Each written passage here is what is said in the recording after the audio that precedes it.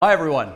Hi, Andy. Oh look, I've got some hecklers in the audience. That's fun. I'm Andy, but I'm not this Andy for now. I'm just going to put this over here, and then hopefully Steve's going to remind me that I have to pick that up in a bit. I'm Andy and he's Steve. I research security and privacy.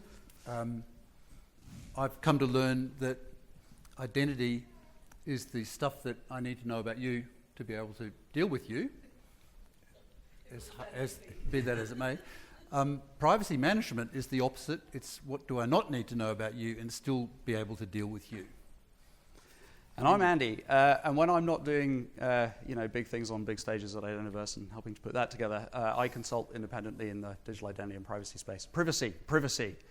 How many privacy. times? I keep getting that wrong. I'm British. Privacy.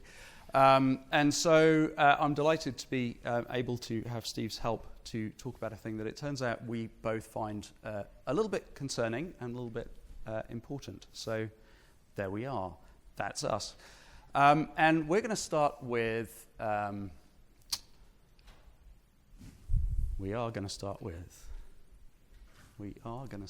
this, which is the genesis of this talk. No, not the 70s prog rock band. Okay, nobody knows who Genesis is. The rest of the album covers are not going to work. That's fine. Okay. It might work for their kids. So I wanted to give you a little bit of background in terms of why Steve and I are actually here talking about this. So where this started for me is it started over here. I'm going to have to go and click that in a minute. Probably about 2 years ago, I started to see this, architecture roughly, show up in a bunch of different places, a bunch of different conferences, essentially saying, okay, we have to proof identity before we issue an authenticator, and then you get to go log in. And I thought, that's not a great idea. I mean, I understand it in certain contexts, but as a generic process flow, I'm a little concerned about that. And one of the reasons I'm concerned about that is because we're now talking about passkey being essentially the default authenticator, we hope. And if that is true, then essentially what we're saying is you have to proof before you create an account. I don't think we want to be doing that. It makes me a little nervous. So that happened. And then I started to see this show up. Again, I'm not calling any specific vendor out because a lot of them were doing it, right? Whatever it was that they were selling, they were suddenly coming along going, yeah. And so on top of, the MFA and the Federation and all the other stuff that we do, what you can also get identity verification capability from us. Yes. Now, I used to be a technical salesperson in the digital identity industry. And I know what happens when you give a salesperson a capability. What do? Sell it. They sell it, right? And it doesn't really matter who to. As long as they fit the ideal customer profile, you sell the thing. Okay, so then I came across this. So on the face of it, this article in The Guardian, fairly recently, the deck has the link if you want to go and read it, looks like a very straightforward cybersecurity SIM swap thing, which is essentially true. The subtlety here is that as a result of that fraud, essentially what the fraudsters were able to do is to steal this particular individual's identity information. The reason they were able to do that is as part of this house rental process, she was asked to log into the rental agency's portal and upload her identity information as proof of who she was. All makes perfect sense. Absolutely valid reason to do proofing. Have no issue with that whatsoever. She was tech savvy enough to think through, I'm using my iPhone, which is relatively safe. I haven't received any weird emails, so that's okay. At no point did she ask herself, should I really be sharing all of this? And if you read the article in full, you get a real sense of that. It just never occurred to her. And at this moment, I realized that Thanks for coming. And thanks for coming. That's a nice story for you. It's still clicking. Yeah, really. I'm going to have to turn off the that one?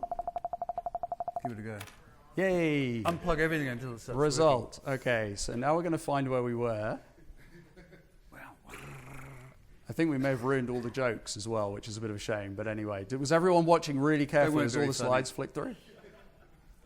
They weren't super fun. All right. Well, no, they weren't great. So I'm going to stay here and press buttons for you. You're going to do that? Okay. In a minute, you're going to have to talk. So. All right. So at this moment, I realized that we were at risk of normalizing this identity sharing behavior. And I'm sorry, for the Americans in the audience, I translated that for you. So normalizing, sorry, I forget sometimes. And that got me concerned. And then I had a phone call with Steve about something entirely unrelated, and I brought this concern up to him, and it turned out that Steve had seen this in other contexts. Synchronicity. And look, it's not just me. We've all seen it, personally and professionally. We have got used to identity proofing, and what we really want to give you the take-home message today is that there's two sides to this problem of getting used to this, of getting inured to it. We all have that pattern of, again, it almost passes without comment. You're asked to take a selfie and include your driver's license and send it where? It goes somewhere to be matched. My facial image is about as secret as my social security number or my mother's maiden name. So the idea that that's going to prove anybody anything, that match is just sophisticated, shared secret. But we've got used to it and it passes without comment. We've got so used to it that our community is going to standardise it, which at least it's making a silk purse out of a sow's ear, I guess. We know that stores take our driver's licenses, photocopy them or keep them on servers somewhere. The image is real. It's a real experience. A few years ago, Sydney licensed clubs are required to cite proof of ID for security reasons. Fine, cite it. They're not required to copy it. But to automate this process, vendors are all over the place selling driver's license scanning solutions and digitising and character recognition, the whole thing. I was checking into a club when the woman at the check-in was helpfully grabbed my license out of my hand and helpfully scanned it for me. I called the club the next week, as is my right under Australian privacy law, and asked them to send me a copy of the records that they had, and they did. They sent me that image with some other metadata about my trip, my visit to the club. It was great. I've redacted my middle name, my date of birth, my driver's license details. Why would you do that, Steve? Because they did not. It was more interesting, I thought, when I was ID'd on my way to join a government committee a couple of years ago. Fair enough, I had to go through a background check. What's odd is that Australian state governments are outsourcing their background checks to bureaus of some sort, and those bureaus tend to be American, and they tend not to have offices in Australia. So you've got no choice but to send off the photographs of your Medicare card, your driver's license, even your utility bill to prove where you live. You can't present this stuff over the counter anymore. You have to send it off. And I was not going to be so precious as to not participate in this process, because the punchline is that the committee was the Digital Identity Advisory Council, and at least I was in a position where I could put the first thing on the agenda item for the very first meeting was, what the hell are we doing, putting our committee members through this prehistoric process. Now, why does it happen? It's a bad habit. I'm just going to interrupt briefly. Yeah. For those of you that aren't keeping up with the musical references, this apparently is an Ed Sheeran album that's of some note. But anyway, carry on, Steve. You POI'd him, I think. It is a bad habit. It's a habit. It's a bad habit. It's a sort of an easy habit. We live in this climate of fear. I think it's a climate of imagined compliance. We imagine what we need to comply with. And the people that are making day-to-day design decisions, they're doing policy on the fly. If you're a designer, you have a reasonable guess that it's prudent to be collecting more and more identity information and storing it because it might be useful one day for an audit. Yeah. We let our people believe that more is better. And at the same time, storage. I mean, storage is cheap. We heard from Dr. Tina from Badge a couple of days ago about her personal experience of the OPM breach, the Office of Personnel Management. I mean, if hard drive storage was more expensive, you would not have had personnel records that were 25 years old. Gigabytes of them hanging around on drives waiting to be hacked. So it doesn't need to be this way. Now, hopefully you've seen the problem. A lot of this, I mean, I think we're preaching to the choir, Andy. I think a lot of people know why it matters. You may or may not get the reference to Andy's thing about astronomy, dark matter. But it matters because we are poisoning the well. It's bad enough that consumers are used to doing this. It's really pretty serious when our developers are used to asking for it. They think it's part of the normal pattern of design. So, I don't want to, well, I can't steal anybody's thunder because they've already done it, but Zach and Jamie from Venable, they do a really good, every year now we've got them doing a really good privacy workshop. We are going to just pick a few points about privacy to make this point about identity proofing. We want to understand that we're not here to ban identity proofing. We actually think that it's not a bad thing if it's done proportionally and if it's understood through the lens of privacy. So the way that we look at this is simply that there is no perfect privacy to start with. You need to exercise restraint. You need to limit collection, not prohibit collection. There's no privacy law in the world that would stop you from taking Andy's DNA if you had a really good reason to do so. So we look at identity proofing. I said take is, I'm not giving you any DNA. Personal data flows, they need to be restricted, they need to be confined, they need to be proportionate, they need to be transparent. I'll make another point about restraints and not reusing data later. But this is one area where security and privacy really align. You know, they're odd bedfellows, they're uncomfortable partners sometimes, but we all agree from both sides of that divide that we should stop collecting so much information. Because what's it like? Are you not familiar with the seminal 1980s band Death in Action and their wonderful album Toxic Waste? No? They're still hanging around, still causing trouble. Always learn something. There you go. Okay. Nobody got that one either. All right, fine. Good. Let's move on. So just like Steve said, right, privacy and security align. The same is true for privacy in business. The one we all know about in this area is the risk mitigation side of things, right? And so this is one example I could have picked from, 1,000. This one's fairly recent.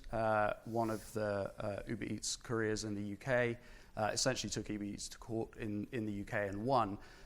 They had a system that required essentially a facial recognition selfie check as part of the delivery process, and it kept failing because lo and behold, it couldn't cope with skin that wasn't white. So fine, took them to court, sued them. One example of the reason that we all think business cares about privacy. But what's interesting is that a little earlier this year, Cisco released their report into data privacy. And I took a look through it, but actually the IAPP, the International Association of Privacy Professionals, did a report essentially on the study. And so the quotes that you'll see next are actually taken from the report rather than from the study directly. What they found is that in spite of the additional costs, and we all understand that privacy imposes additional costs on organizations, 80% of privacy laws organizations believe have a positive impact. So there's very, very little in terms of negative impact. And more to the point, we also find, on the next slide, that most organizations find that the return on investment is positive in terms of the cost that they spend on money that they spend on implementing privacy controls within the organization. In other words, there is net positive business value to an organization of getting privacy right. It isn't just about risk mitigation and cost saving. That's really, really, really important. So, the value of data businesses now clearly understand is, yeah, we need to have it, but it pays us to make sure that we have the right data, not just all the data, that we have accurate data in the right volume, that we get it at the right time, and that we have it for the right reason. And so by extension, if we're doing the opposite of that, the value of that data that we've established exists is diminished if we're collecting too much of it, if we're getting it at the wrong time, if we're keeping it for too long, and we're not using it correctly. So I think where Steve and I came out from all of that in the context of proofing was this. We think that we can look at identity proofing as an application. I mean, I don't want to be reductive or too clinical about this, but it's something that we do with data. And if you look at that application and ask yourself about the necessity for it, then you can look at it through the privacy lens. You can apply the privacy principles. And when I say the privacy principles, I know that I am being a little bit generalist, but most countries in the world have passed privacy protection legislation, aka data protection legislation, that can be traced back to the OECD principles of 1980, and they've got to do with don't collect information that you don't need, don't use it for purposes that you didn't collect it for, get rid of it when you're finished with it, tell people what you're doing, and if you really need it, then respect it and store it carefully. There is no need for that club in Sydney to keep a copy of my driver's license, because the law just says you need to cite it before you let anybody in. It's often said that the data breaches are terrible, and if only the KYC rules weren't making us keep copies of data. Well, I don't think they do. This is the bloody bad habit again. I've polled serious lawyers, friends of mine, and they tend to say, and this is not legal advice, so it doesn't have to be terribly accurate, but they tend to say that the laws of most countries require banks to cite proof of identity, but there's very few requirements to copy it. So when Optus and others complain that they've got all this data because they had to keep it, they're just not being very creative about how do you keep an audit trail to show that KYC actually happened. The other point I want to make about purpose specificity, I mean, it's a lot of syllables, isn't it? It must be important. But it means don't reuse data. So if you're doing identity proofing by, for example, sending OTPs, which is fine, okay? If I've got a really good reason and I've done a risk assessment and I'm thinking, I want to know that Andi is bound to that phone, I'm going to send him an OTP. I'm going to ask him, not a bad pattern, okay? It's quite worthwhile. Needs a cell phone number. Why do I need the cell phone number? So I can send him an OTP. I should probably destroy the cell phone number straight away. Some social media companies don't. Some social media companies think, I've got their numbers, now I'm going to direct market and spam them. It's just a black letter breach of almost every privacy law, at least outside of this country. Don't reuse ID proofing data. So people do this because it's part of the culture. They think that they should be designing systems that way. Yeah. And so I think, we've got some questions to ask as we're both developing, but importantly deploying these systems, right? If somebody comes to you and says, right, I think we need to deploy proofing, why? That's a valid question to ask. And if you don't feel empowered to ask that question as an identity professional, go find a buddy in the privacy team, right? Yeah. They can help you have this conversation. But it's a very valid question to ask, and it's valid for a whole bunch of really good business reasons, right? Like we established earlier. If you get this wrong, it will cost you money, not because you're getting sued, but because you're not getting the advantage of doing privacy correctly. So are we doing it for the right reasons? Are we doing it in the right ways? Is there actually a subtle inclination here, like Steve said, to hang on to the phone number, to hang on to the data? And I think this is particularly important as we start to look at AI. And we heard about some of this morning and earlier in the week, right? That, okay, I need to defend myself against potential deepfake attacks. And in order to do that, I have to proof everybody, all of my customers. Great, let's do that. Okay, maybe there's a better way, right? We need to think more carefully than just blanket that's the solution. So, okay, are we saying we shouldn't proof identity at all? No, that's not what we're saying. There are lots and lots and lots of really valid use cases to proof identity. But we also have to be very careful not to lose the value of that proofing. And there are two ways I think that can happen. One is, if we normalize this and people are just throwing their information around, the value of that, the likelihood that that's going to be accurate or get, badly used over time essentially increases, right? So that's bad. The second thing is people just stop caring about it. So there's real risks there of devaluing the proofability of identity. And I think we have to be really, really careful about that. The other thing is we're putting people at risk. We're actively putting people at risk by saying, don't think about it, just hand over your documentation to whoever asks. That's a really bad precedent to be setting for people. It's a really bad pattern to be putting in front of people. So there's this social contract, isn't there, around privacy, and kids learn it from like age 5 or 6 in the playground. The most assertive privacy defence that kids have got is mind your own business, and it runs through everything that we do. We tend to want to mind our own business. Less is more, and the more information we've got, not just from a respect point of view, but as Andi says, a risk point of view, that it's going to breach, it's going to leak, it's going to be replayed against your interests. So don't poison the well of tech. Don't poison the well of digital cyberspace by taking information that you don't need. I just, maybe I'm repeating myself, but I just do want to keep repeating to technology audiences that privacy is just about discretion. It's about restraint. It's more about what you do not do with data than what you do. And we've known this for 130 years. Some of the foundational privacy work was laid down by Warren and Brandeis, Supreme Court judges. 1890, they coined the phrase "the right to be let alone." And interestingly, they were writing because of the terrible privacy invasive technology of the day, which was portable photography. Yeah. 130 years later, we call it data minimization because there's It's got more syllables, it must be more important, right? Yeah. With a Z. Yeah. So, as Andi says, we don't want to not do identity proofing. We think that proving identity is important. It's so important that we shouldn't overdo it. So it's important business. And if you're going to be in the identity proving business, then we would like to make some suggestions about how to do it in a proportionate way.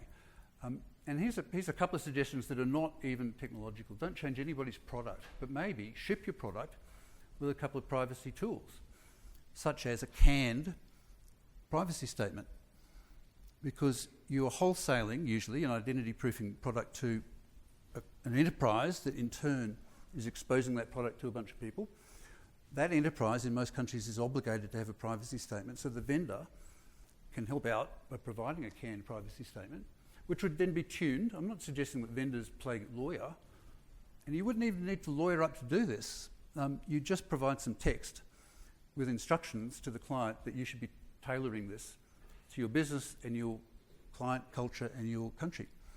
Canned privacy statement, like, what the hell are you making me send a selfie for? The second thing that you can do is send out a template privacy impact assessment, a PIA. Again, these things have got to be done by the client organisation, not the vendor, but the vendor can help because the vendor knows their own product. They know the information flows, they know how it works. They should be coaching and providing these tools, these template tools, so that their product is implemented in a privacy preserving way. So maybe Andy's going to wrap up with some points about accreditation since we're at Identiverse. We are, yes. Yeah, and so that's the other thing, and this applies actually in both directions. So if you're a vendor in this space, obviously getting the product accredited, tested, demonstrably it's working correctly and safely and in a privacy preserving manner. And by the same token, if you are acquiring some technology that you want to bring into your organization to deploy, look for that accreditation. Make sure that it's being done correctly, right? We saw an example earlier where that was not the case. Let's try and avoid that if you really find that you have to do proofing. And that's really the crux of this, right? Is let's make sure we're doing this in the right place for the right reasons, that we're not over-proofing unnecessarily, because there are a lot of risks inherent in that. And I really want to encourage everyone to, if you're on the product side and you're, building standards, for example, think about, okay, do we really have to put proofing in at this point? Is there a better way for us to do that? If you're deploying, same question. Maximize the value of the data, build trust, and do the right thing. I think that's pretty much it, Steve. Optimistic, huh? Yeah. With a rainbow. Yeah, and I think, allowing for the slight, shenanigans with the slides, we finished on time, which is a bit of a shock. Incredible. So thank you all ever so much for listening. I hope it was useful and interesting. We had fun. Mostly. Should we poke for questions? Yeah.